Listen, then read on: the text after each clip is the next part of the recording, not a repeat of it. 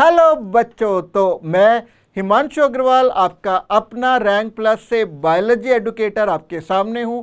और आज भी हम एक छोटी सी टॉपिक पढ़ेंगे, लेकिन कंसेप्चुअल है, समझना बहुत ज़रूरी है। किताबों में ये थ्योरी के रूप में लिखा हुआ है, मैं इसको फ्लो चार्ट के रूप में आपको समझा दूंगा और इसकी हर एक बात आपके दिमाग में बैठ जाएगी, ये मेरा आपसे वादा है।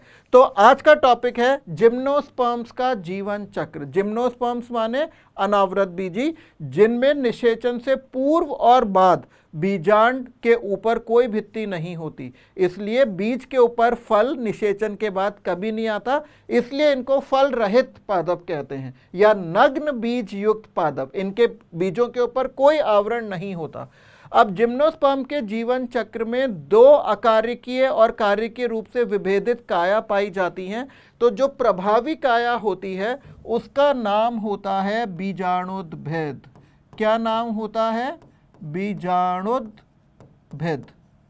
बीजाणुद्भेद माने स्पोरोफाइट।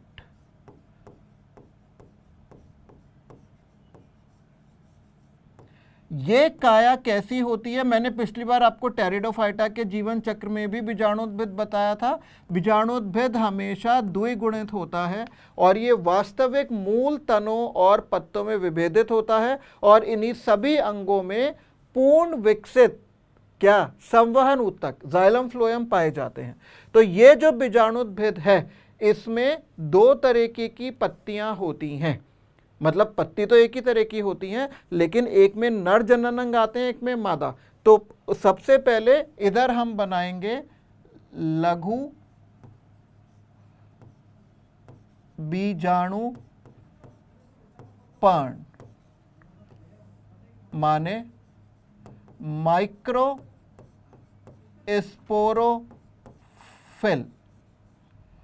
और ये लघु है और ये क्या है? नर वाली पत्ती है जिस पे नर जनन अंग आएगा।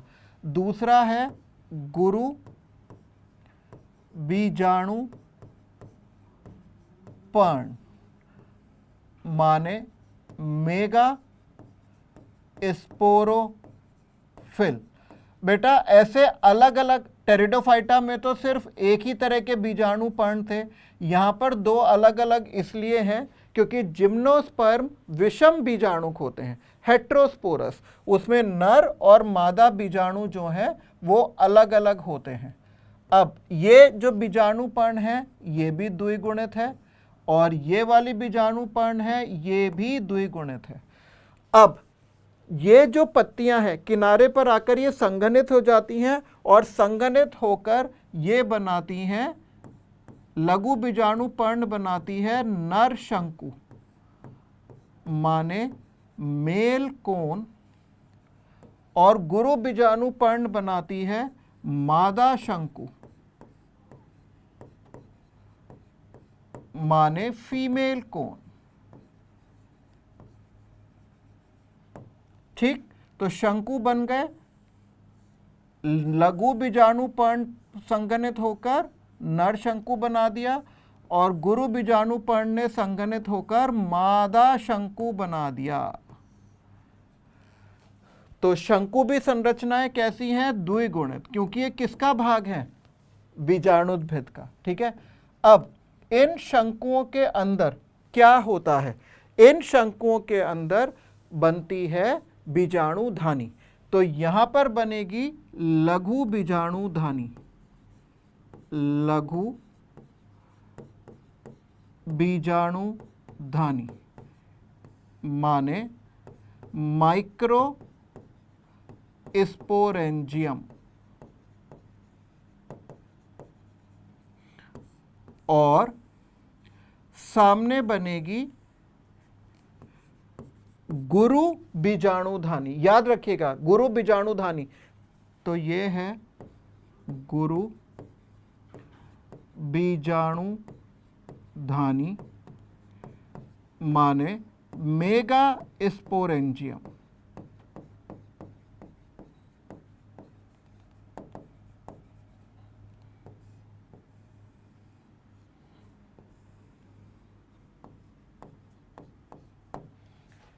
अब ये तो बीजाणुधानी बन गई। अगर आपको टेरिडोफाइटा का जीवन चक्र ध्यान है तो उसमें आप देखते हैं कि बीजाणुधानी के अंदर कुछ कोशिकाएं विभेदित हो जाती हैं और अब उनको कहते हैं बीजाणु मात्र कोशिकाएं।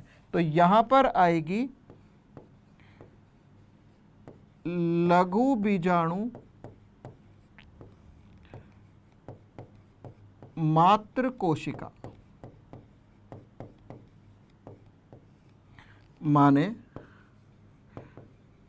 माइक्रोस्पोर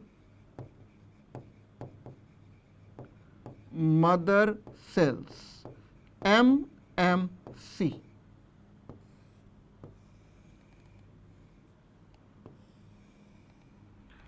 और ये जो आपकी गुरु बीजाणुधानी होती है, इसका एक और नाम होता है, इसको हम बीजांड कह सकते हैं। क्या कह सकते हैं? बीजांड, माने कि ओव्यूल। तो इस बीजांड के अंदर जो कोशिकाएं हैं वो किस रूप में विभेदित होंगी? गुरु बीजाणु मात्र कोशिका, माने मेगास्पोर मदर सेल्स, MMC। ये भी MMC, वो भी MMC, लेकिन वो लघु बीजाणु मात्र कोशिका है, ये गुरु बीजाणु मात्र कोशिका है। ये भी कैसी है? द्विगुणित, और ये भी कैसी है? द्विगुणित। अब इन कोशिकाओं के अंदर, इन मात्र कोशिकाओं के अंदर होता है न्यूनकारी विभाजन। क्या होता है बेटा? न्यूनकारी विभाजन, जिसके परिणाम स्वरूप क्या बनेगा? इसके परिणाम स्वरूप बनेंगे बीजाणु।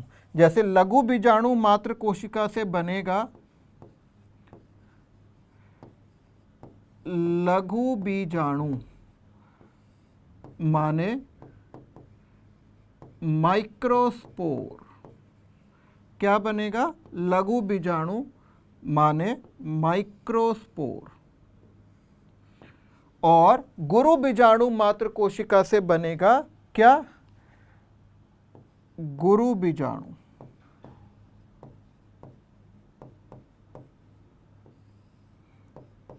माने मेगास्पोर।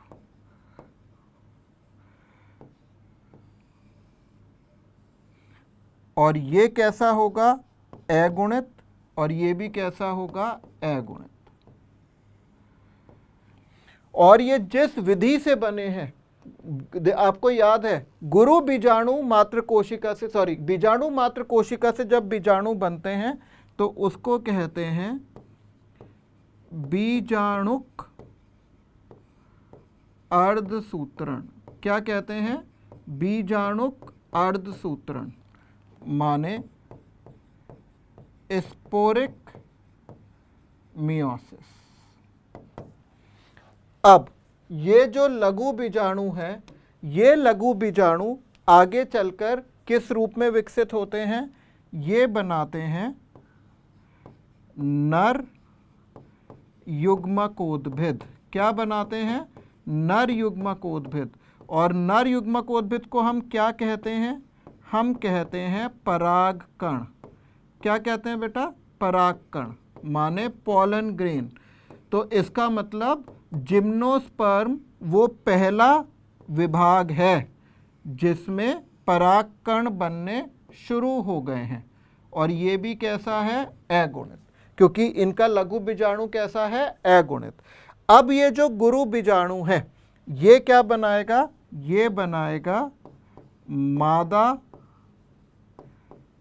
युग्मकोद्भिद। क्या बनाएगा बेटा? मादा युग्मकोद्भिद, माने फीमेल गैमीटोफाइट। इसका कोई नाम नहीं है। जैसे नर युग्मकोद्भिद को परागकण कहते हैं, इसको मादा युग्मकोद्भिद बोलेंगे, और ये भी अगुणित होगा। ये मादा युग्मकोद्भिद अब क्या करेगी? जल्दी बोलो।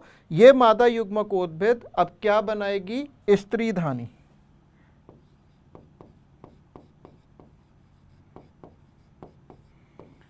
माने आर्चिगोनिया।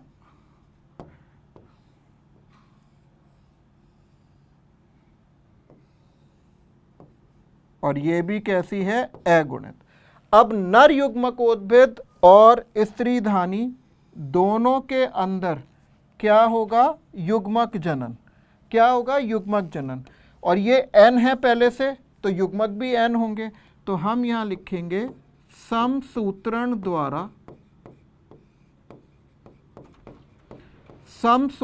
द्वारा युग्मक जनन। और हमारे युग्मक बन जाएंगे, नर युग्मकोद्भिद से बनेगा नर युग्मक, माने मेल गैमीट। ये कैसा है? अगुणित। और स्त्रीधानी से बनेगा क्या? अंड। और अंड क्या है? मादा युग्मक, माने एग। और ये भी कैसा है? ये भी है अगुणित।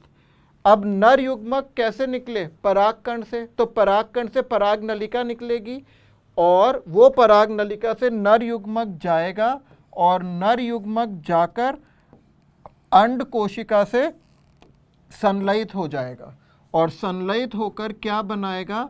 ये बनाएगा युग्मनज। युग्मनज माने जाइगोट। क्या बनाएगा? जाइगोट। ठीक है, ये हो गया द्विगुणित जाइगोट। अच्छा, इस जाइगोट फिर क्या करेगा? पहले मैं आपको बता दूं, इस विधि को हमने क्या बोला है? निषेचन, माने सिनगैमी। क्या बोला है? निषेचन माने सिनगैमी। और ये युग्मनज में फिर से होंगे क्या? समसूत्रण। समसूत्रण के द्वारा बनेगा भ्रूण, माने एम्ब्रायो। और भ्रूण से विकसित होगा बीजाणुद्भिद। तो इसमें जो प्रभावी काया है वो है बीजाणुद्भिद, और जो युग्मकोद्भिद है वो स्वतंत्र रूप से नहीं रह सकती। स्वतंत्र रूप से नहीं रह सकती, उसका अस्तित्व स्वतंत्र रूप से नहीं होता है। तो ऊपर वाली सारी अवस्थाएं द्विगुणित हैं और नीचे वाली अगुणित हैं, लेकिन ये बिना इसके जीवित नहीं रह सकते। इसलिए कहा जाता है कि जिम्नोस्पर्म्स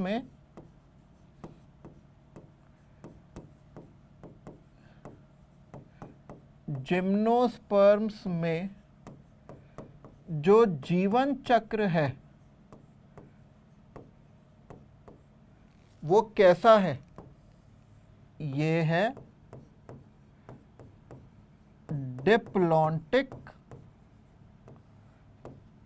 जीवन चक्र। और इसमें क्या होता है? इसमें बीजाणुक अर्धसूत्रण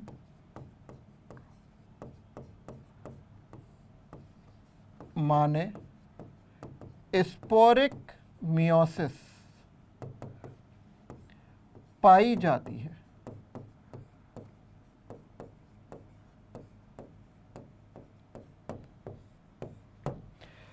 तो कैसा लगा आपको ये कंसेप्ट? किताबों में इसको थ्योरी में बताया हुआ है। अगर हम इसको ऐसे याद कर लें तो हमारा कोई भी सवाल बिना हल किए नहीं रहेगा।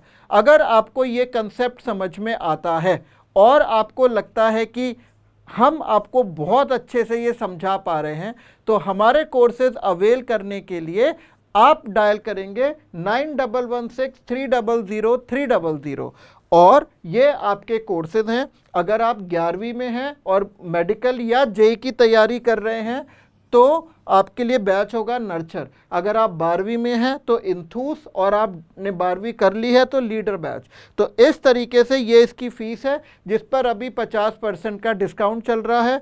और जो अगर आपके भाई बहन या कोई रिश्तेदार 8, 9, 10th में होते हैं सीबीएसई बोर्ड में, तो उनकी भी क्लासेस है और ये सारी फीस दी हुई है। हमारा कोर्स और लोगों से कैसे अलग है?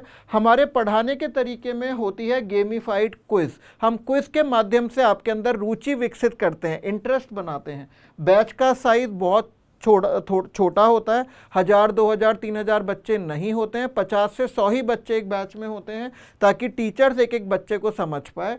और फिर AR, VR और 3D क्लासेस भी होती हैं। जैसे कि मैं आपको पढ़ा रहा हूँ कंकाल तंत्र अपना, और मैंने आपको बोल दिया बच्चों इस लिंक पर क्लिक करो, तो पूरा मानव कंकाल आपके सामने आ जाएगा। आपको पता चल जाएगा फीमर कौन सी है, ह्यूमरस कौन सी है, कहाँ पर ये घूमती है, वो सब आप 3D में वो चश्मा लगा के देख सकते हैं। फिर डेली सेल्फ एनालाइजर है, हर क्लास के बाद 10 से 20 क्वेश्चन के जो टेस्ट टाइप है वो डेली आपको दिया जाएगा। हर सब्जेक्ट में 3 क्लासेस हैं, तो 30 से 60 क्वेश्चंस आपको डेली मिलेंगे, ताकि आप प्रैक्टिस करके डाउट पूछें।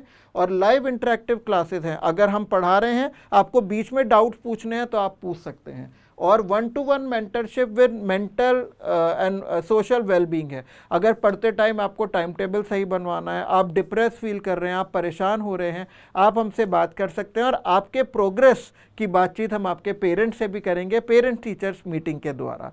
तो बच्चों आज के लिए इतना ही, और अगले कंसेप्चुअल टॉपिक के लिए मिलेंगे कल इसी समय। All the best.